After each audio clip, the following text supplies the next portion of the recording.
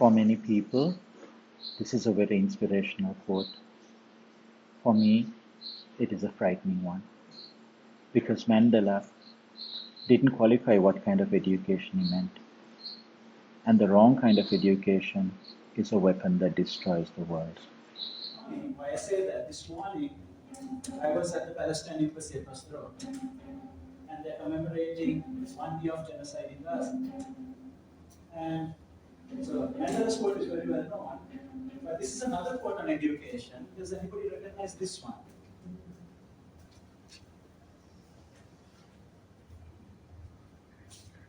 We see the extent which power and the dominant world and knowledge and science have been prostituted to bring about the destruction and devastation that is now going on all around us. This is from the Kannangara Report in 1943. So, from then till now, calls to center human rights in education have been made. And today, globally, democracy and human rights is in crisis. We cannot, in good conscience, expect young people to go out into the world concerned about democratic values and the rights and dignity of others if the schools in which they spend most of their childhood do not respect their rights. They don't even learn their rights holders. Madam Chairperson, the Human Rights Commission was established during your presidency in 1997.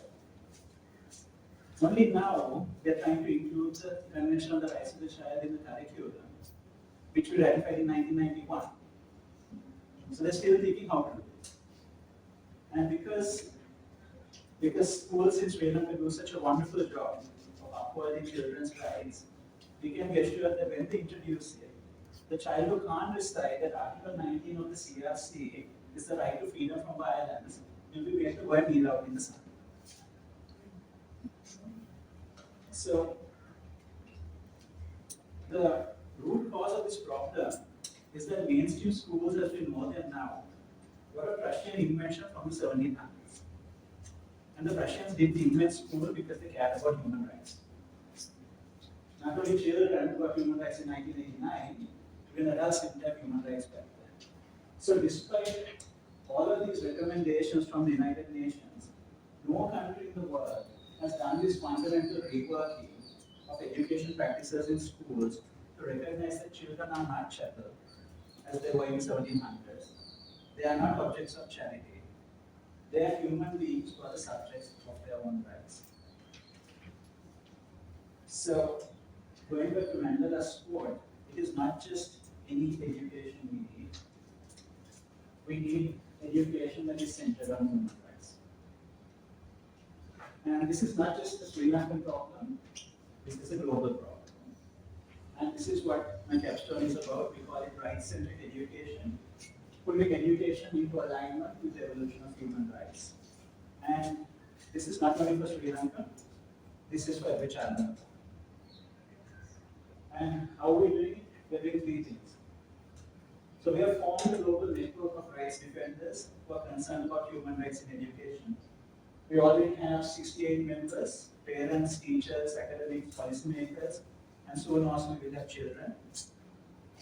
Professor Parakam, the Post Director, Darshan Semiratna, my supervisor, they are also in this list. So what we're doing with this network, we are going to action a proposal that was approved by the UN General Assembly as part of the first phase of the World Program on Human Rights Education for a rights-based quality assurance system for schools to report on how well they respect and fulfill human rights to, in, and through education. Because every child deserves access to an education that respects all of their rights, not just the right to education. How I sometimes say it is, right to education is used as a sledgehammer to smash the other rights.